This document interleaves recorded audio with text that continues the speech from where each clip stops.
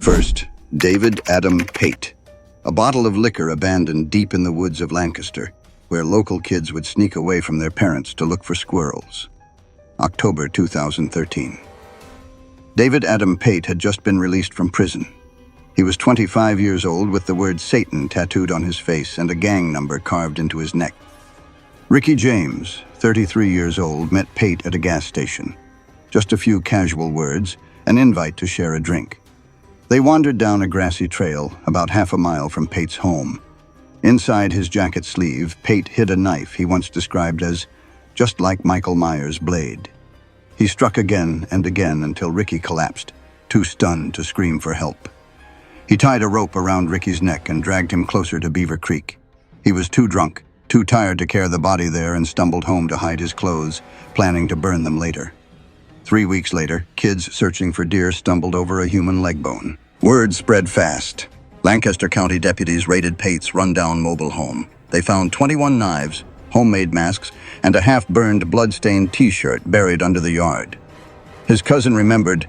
He came home with blood all over his hands. His mom asked. He just laughed. Pate sat in front of the camera, describing every detail, never blinking. I wanted to cut off his head, but I was too tired, so I didn't. The judge's gavel came down. Life in prison, no chance of parole.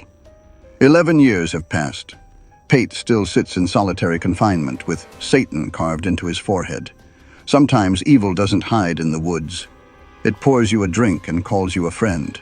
Second, Joseph Ferlazzo. A white camper sat alone on the edge of the Vermont woods. When officers opened the door, a metallic smell filled the air.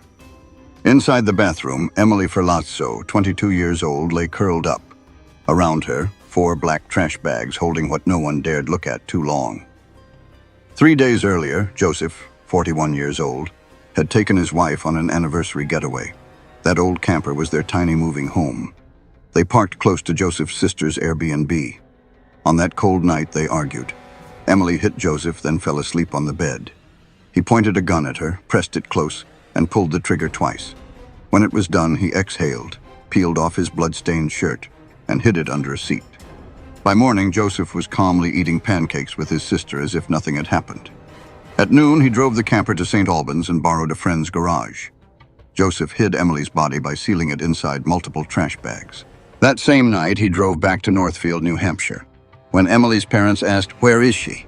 Joseph barely blinked. "She took an Uber home." No Uber ever came, no goodbye. Just silence. Later that night, police tore through the camper. They found the gun and a saw still stained with blood. Inside the station, Joseph confessed, "Emily was my whole world. I panicked." The court sentenced him to 42.5 years, no chance of parole. Up in snowy Vermont, Joseph still whispers in his cell, "I love her." But the one who destroyed that love was him. Third, Gavin Plumb. On the night of October 4th, 2023 in Harlow, Essex, police kicked in the door of a cluttered apartment flooded with harsh white light. On the bed lay Gavin Plumb, 37 years old, close to 500 pounds, motionless like a giant slab of meat. Beside him were handcuffs, zip ties, a bottle of liquid believed to be chloroform, and a laptop open to a chilling chat log. In those messages, Gavin and a stranger named Mark planned out the kidnapping of Holly Willoughby, one of Britain's most beloved TV hosts. 17 years ago, Plumb was arrested on the Stansted Express train for carrying a fake gun, chasing a twisted stewardess fantasy. 2 years later, he tied up 2 teenage co-workers in a Woolworth stockroom with a box cutter. After prison, he locked himself away. He lay there, his body barely moved, but his mind never rested. He texted day and night. "We'll do it. Handcuffs, chains, tape." Police found his kit exactly as described. Handcuffs, neck locks, ropes, and that bottle of chemicals. Plumb only grimaced. "I'm too big. I couldn't really do it." The court did not believe him. His excuse of just a fantasy meant nothing. The sentence, 12 years with at least 8 before any chance of release. Now Plumb sits behind the walls of Belmarsh, a prison known for housing terrorists. His eyes still fixed on a screen, Holly Willoughby still smiling back at him from a photo. Sometimes monsters never need to step outside. They just need Wi-Fi. Fourth, Chad Christopher Doerman.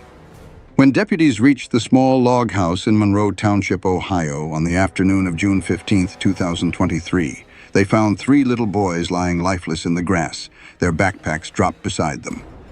Chad Christopher Doerman, 34 years old, sat calmly on the front steps.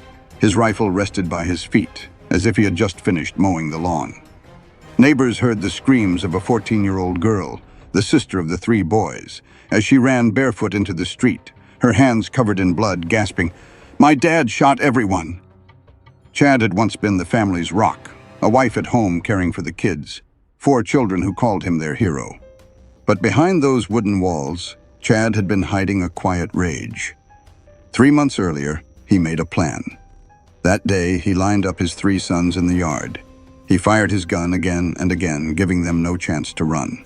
Their mother threw herself in the way and took a bullet through her hand, trying to shield them. After the shooting, Chad waited for the police. He did not run, he did not resist. In the interview room, he admitted, "I planned it ahead of time." No reason, no regret. 3 young lives, dreams never fully formed, cut down in their own front yard. If found guilty on all charges, Chad Christopher Doerman could face the death penalty. If he lives, he will grow old behind bars, where no one will ever call him father again. Sometimes the thief who steals childhood is the same man who once taught you how to laugh. Fifth, Curtis Michael Allgier. A bright white hallway at the University of Utah Trauma Center, morning of June 25, 2007, turned into a sudden hunting ground. Curtis Michael Allgier, 27 years old, a neo-Nazi inmate with tattoos crawling up his neck, sat waiting for an MRI scan. Correctional Officer Stephen Anderson, 60 years old, had spent more than 20 years at Draper Prison. He unlocked Curtis's cuffs without thinking twice. In a single heartbeat, Allgier grabbed his gun. One shot. Stephen fell where he stood, right outside the MRI room. Curtis ran. He stole a patient's car and tore through Salt Lake City at over 100 miles an hour. Sirens chased him down. Police blocked the highway. It ended at an Arby's off the road. Curtis stormed in, gun pointed at an employee's head.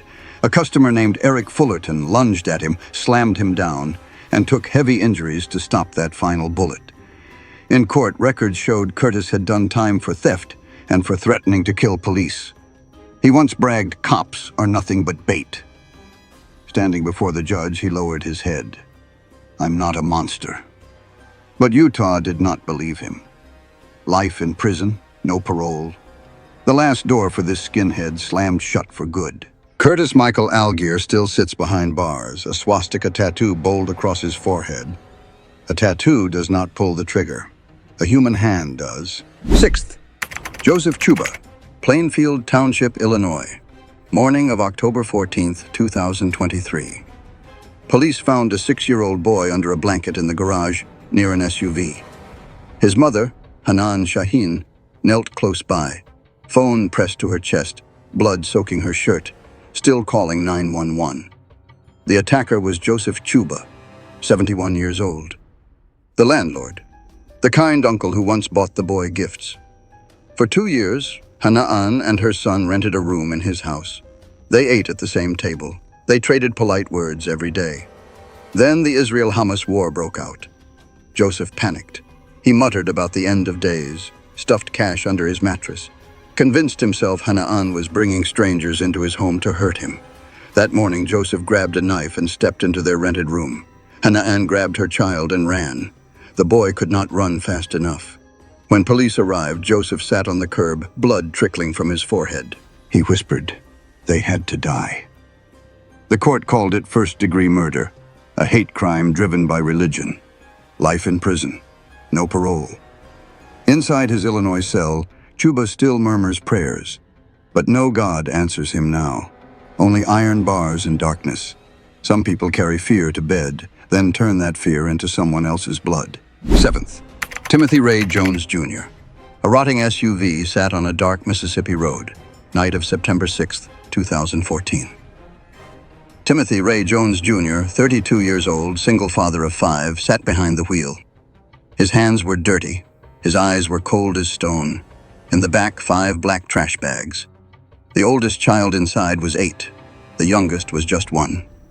Each bag, a cry forever silenced. 1 week earlier in Lexington, South Carolina, Jones raised his 5 children alone after a bitter divorce. Neighbors called him a model father. The kids were clean. He took them to church every Sunday. But inside that house, Timothy feared the mess. One broken outlet, one tiny mistake. His anger exploded. He ended 5 young lives. He wrapped them in garbage bags. He drove hundreds of miles, crossed state lines, hoping to vanish like a ghost, but the smell gave him away. When police stopped him, Jones said only one thing: "I had to teach them to obey." The Lexington court sentenced him to death. Now Timothy Ray Jones Jr. counts the days on death row. There are no children left to hush. Sometimes the monster under the bed is not real. The real monster is the one you call father. 8th, Muhammad Altantawi. Morning of August 21st, 2017. Farmington Hills, Michigan. A red brick house behind a locked iron gate sat quiet. In the yard lay Nada Huron, 35 years old, a personal trainer and mother of 3. Her bones were broken, her hair tangled with dust. At first, police thought she fell while cleaning a window. But bruises and handprints told another story. Muhammad Altantawi, 16 years old, her oldest son, a bright student. His uniform still folded neat on his bed. His parents were separated. His mother had left an abusive marriage, taken off her headscarf, worked hard to raise 3 kids alone. But to Muhammad, her freedom was betrayal. A dull thud. Muhammad ran outside, shaking her awake. Neighbors saw him beating his chest, whispering, "Mom, wake up." No camera caught anyone climbing that window. Just a mother and her son. 4 hours in the station, Muhammad confessed. "She destroyed our family." The court gave him 20 to 40 years. In his Michigan cell, Muhammad still remembers that open window. Sometimes the one who ends a mother's life is not a stranger. It is the child she once rocked to sleep. 9th, Adrian Oswaldo Sura. Outside the Intoxicology Department bar in Berwick, Pennsylvania, night of August 13th, 2022. More than 100 people gathered to raise money for a family who lost everything in a fire. Music from the fundraiser drowned out the roar of an engine pulling in. No brakes, no warning, just screeching tires and screaming voices. A woman fell in the parking lot. 17 others scattered. Blood spread beside spilled beer cans. Behind the wheel was Adrian Oswaldo Sura, 24 years old. Minutes earlier, he had argued with his mother, Rosa Reyes, over debts. Adrian snapped, slammed the gas, and aimed straight at the crowd. He did not stop. He turned the car back home. Rosa stood in the yard waiting for her son to come home and say sorry. He did not stop. He drove right through her. When she fell, Adrian popped the trunk, grabbed a hammer, and kept swinging until silence took over. When police arrived, Adrian leaned on a fence. Blood ran down his wrist. He whispered, "I just wanted it to end." The court in Pennsylvania gave him 2 life sentences. Adrian lowers his head behind the bars of SCI Phoenix, a steering wheel, a hammer, 2 tools that turned rage into bodies. Anger does not fade, it just changes shape, and no one is ever spared. 10th, Joshua Amburgy, a wooden basement in Claremont County, Ohio. Afternoon of November 1st, 2022. Police pushed open the door and found Melissa Amburgy, 58 years old, blood pooling at her side, her breath fading. Beside her was her husband, hands shaking as he pressed the wound, eyes wide with fear. Joshua Amburgy, 40 years old, her own son, held the knife. He was unemployed, living off his parents on medication, staying in his old room. Melissa carried it all. She paid for the pills, drove him to doctors, clung to hope. That day, she refused to listen to him complain. Joshua went to the kitchen, grabbed a knife, and walked straight to the basement. No apology. Melissa took her last breath in her husband's arms. Joshua ran into the yard, blood soaking his sleeve. When police pinned him to the ground, he shouted, "Why does everyone make such a big deal?" In court, Melissa's daughter-in-law wept. He killed the only person who never gave up on him. The court gave him 41 years. Now Joshua sits in a corner cell in Claremont County, mumbling, "I'm not a threat." But the mother who believed that now lies buried, with nothing left to hope for. The one who killed hope killed the person who kept it alive. 11th, Isaac Nathaniel Christenbury, night of October 22nd, 2024. P.J. McCree Apartments, Maiden, North Carolina. Lights on. Inside, Jenna Cox, 28 years old, told Isaac Nathaniel Christenbury it was over. Isaac, 31 years old, warehouse worker, rough and quiet. But that breakup shredded the last thing he still had: control. Jenna locked the door and held her 10-year-old son. But Isaac drove over, headlights cutting through the window. Inside, the gunshots came fast. Her grandparents fell first, then Jenna shielding her child. The boy ran to the neighbors, hands shaking with a phone. "My grandparents aren't breathing," Isaac called 911 himself that night. "I shot them. I'm sorry. I don't know what to do." His shirt was still stained red. The court handed him 3 life sentences. The boy was led away, hidden from cameras. Some scars no bandage can cover. Now Isaac sits behind bars in North Carolina, where there is no one left to order back. The fear of being left alone turned a home into a graveyard. 12th, Caleb Scott Anderson, Green Bay, Wisconsin. Night of August 1st, 2022. Patrick Ernst, 65 years old, opened his door for a visitor. Caleb Scott Anderson, 23 years old, a fresh face from a dating app. Caleb carried a burner phone. Before he arrived, he sent one short line: "I've wanted to kill since I was 15. Patrick thought he just needed a friend. Hours later, the apartment was a scene of chaos. Blood on the couch, a Bible verse scratched onto the wall, a scrap of paper left behind. "I'm sorry. He didn't deserve this." Caleb drove Patrick's car down to Alabama, hunting for another victim. Police caught him at a rest stop. He smiled. "I'm fine. He's the one who wasn't." The Wisconsin court gave him life. Alabama is waiting for him next. Caleb sits alone in solitary, eyes empty, lips twitching like he wants to talk. But there is no one left to listen. He once called it a living experiment. But human life is not a test tube. Some are born sharpening knives in their heads, and they never grow dull. 13th, Stephen Port, early morning at St. Margaret's Church graveyard, Barking, London. A gardener froze at the sight. A young man lying still under a tree. In his pocket, police found a rushed note. "I'm sorry. I did this myself." His name was Gabriel Kovari, 22 years old, no family in England, no one to fight for him, except another family about to feel the same pain. Just weeks later, the same graveyard took Daniel Whitworth, the 3rd victim, same pose, same handwritten confession, same sedatives slipping through his veins. Behind that staged suicide was Stephen Port, 41 years old, a bus station chef who turned his Barking flat into a grinder trap. Port liked them young, skinny, easy to fool. He drugged them, used them, then left their bodies near the churchyard, made to look like they chose to leave. Whitworth's family turned into detectives. They connected with reporters, found the cracks, and forced police to reopen the files. When Port was arrested, at least 10 more assaults came out, but only 4 lives were lost forever. The court gave Stephen Port a whole life order, no release, no end date. He liked others to sleep. Now he must stay awake behind bars forever. 14th, Mark Douglas Hacking. Morning of July 19th, 2004. Memory Grove Park, Salt Lake City. Calm as ever. A car sat parked, locked tight. But its owner, Lori Hacking, 27 years old, 5 weeks pregnant, had vanished. Her family covered the city in missing posters. Her husband, Mark Hacking, sobbed on camera, "Please, bring her home." Behind those tears was a lie. Mark never finished college. He never got into medical school.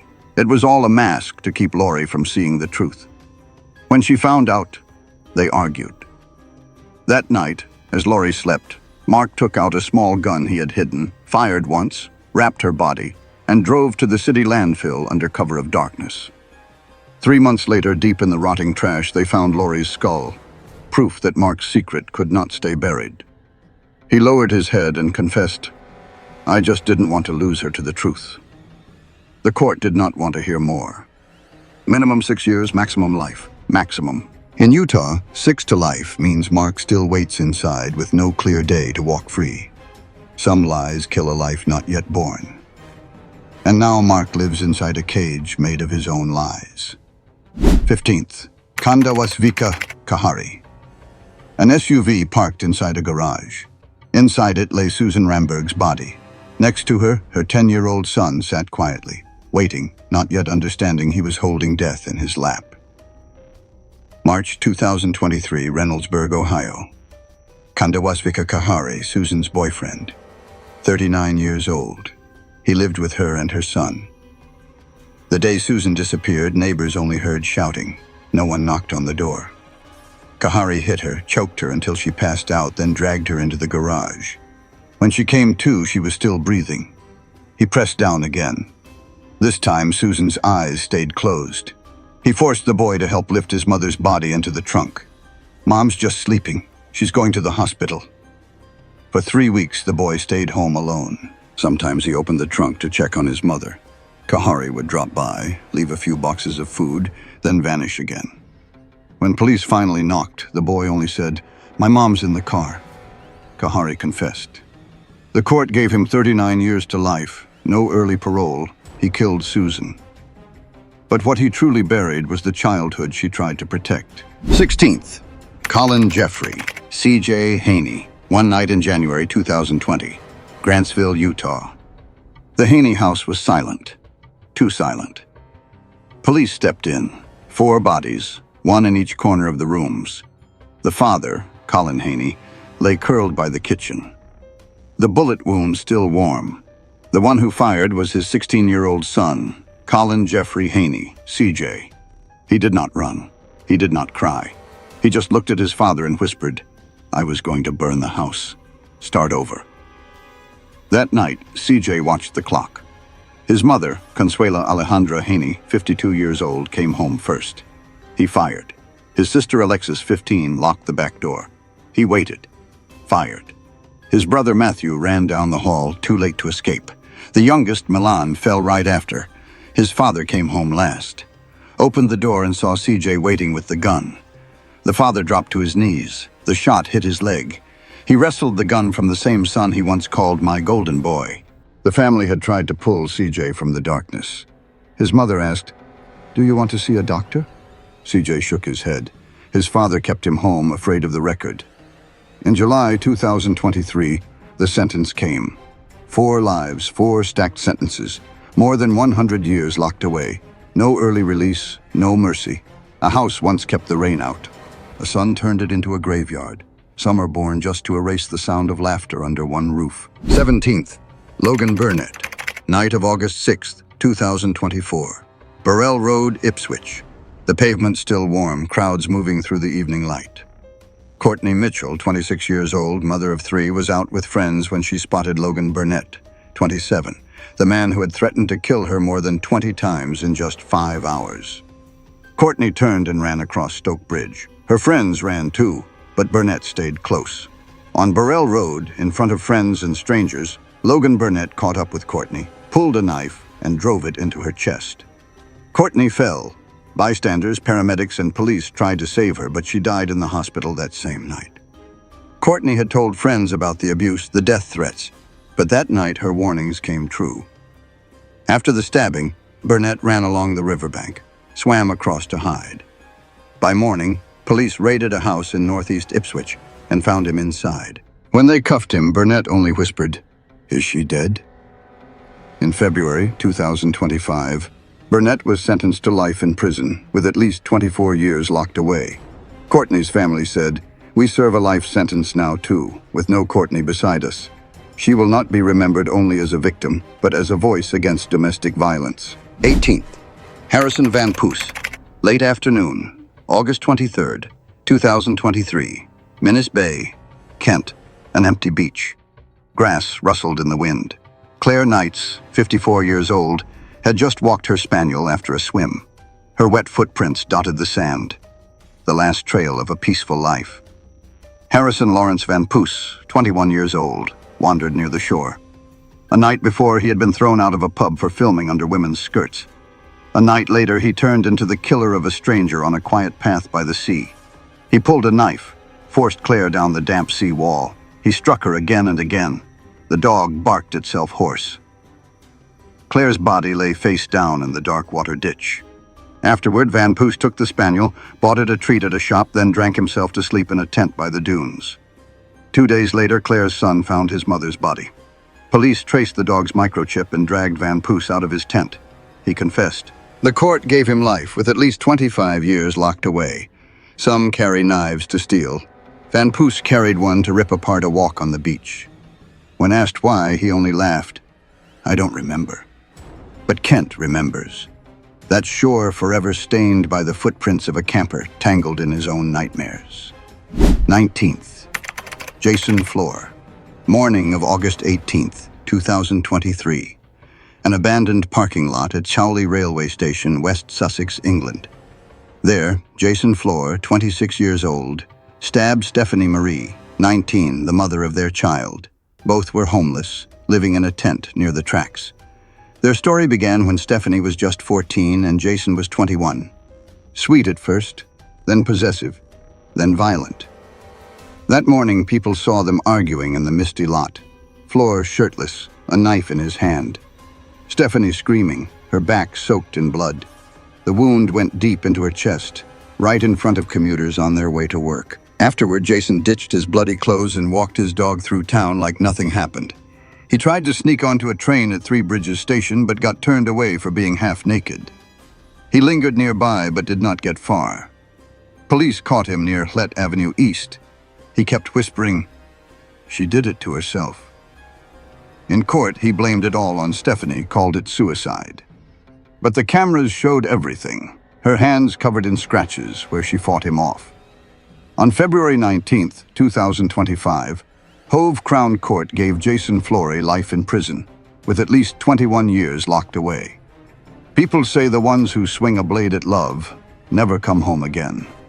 All they leave is a torn tent and a silent grave. 20th. Christopher Stockton. Morning of January 12th, 2024. Darlington, England. Paula Roberts closed the door to go get her eyes checked, not knowing that hours later, her 21-month-old son would never open his eyes again. Christopher Stockton, 38 years old, her new boyfriend. He had a child of his own once, a broken marriage behind him. No past record of violence. To Paula, Stockton promised, "I'll love Charlie like he's mine."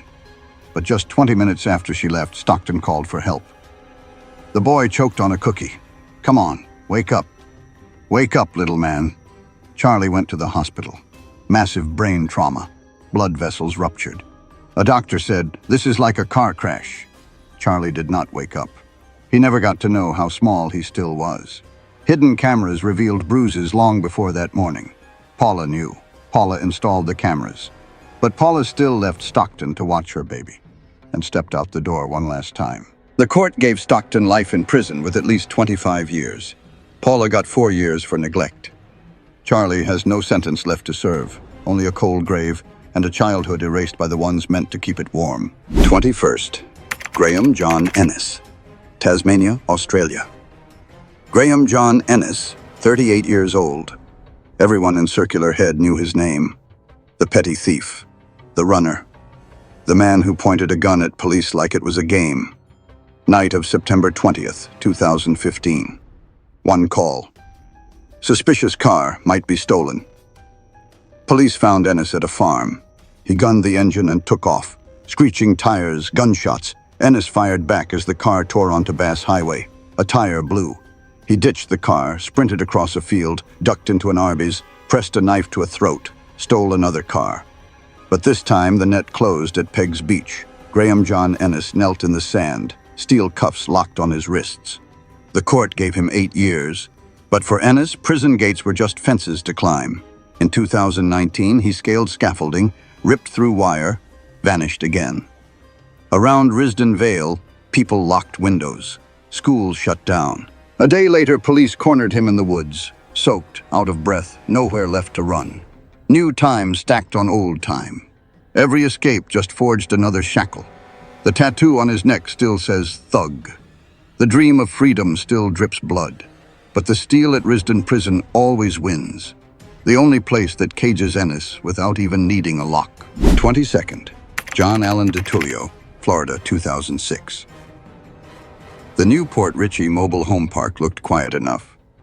But inside one trailer that night, John Allen Ditullio, 20 years old, carried a dagger, a swastika tattoo inked clear across his neck. He knocked on Patricia Wells' door. Ditullio was a member of the American Nazis, eager to prove loyalty with real blood. His target, Patricia, for dating a black man. and Christopher King, 17, a teen friend of her son, just in the way. He burst in, stabbed Wells until she staggered, then stormed into Christopher's room. The first strikes dropped him where he stood. When police arrived, Wells had survived, but Christopher was gone. In court, Ditullio paid an artist to cover his hateful ink, hoping the jury would not see the black vulture on his skin. But the blood on the floor stayed visible. Wells pointed right at him. "He killed my friend. He tried to kill me." Ditullio got life without parole, locked tight in Florida State Prison. Inside, he still brags, "I'm innocent," still flaunts that tattoo for anyone who will listen. But the bars do not care. They hold him forever. A man who borrowed hate to feel big ended up famous only behind bars. 23rd, Dylan Morgan, Las Vegas, 2013. Jean Moyne, 75 years old, once the kind of woman who left her door open for strangers. That day, she opened it for Dylan Morgan, 21 years old, a swastika tattoo near his eye, a handgun in his bag. Morgan did not come for food or water. He and Keith Smith broke in to steal, but turned into killers when Jean spotted the gun.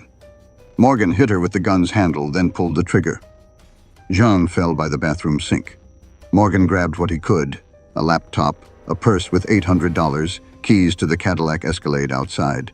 A lifetime of trust traded for one cold shot. But Las Vegas is not wide enough to hide him. DNA and blood, a bullet mark, a camera. Morgan got caught, no excuse held up.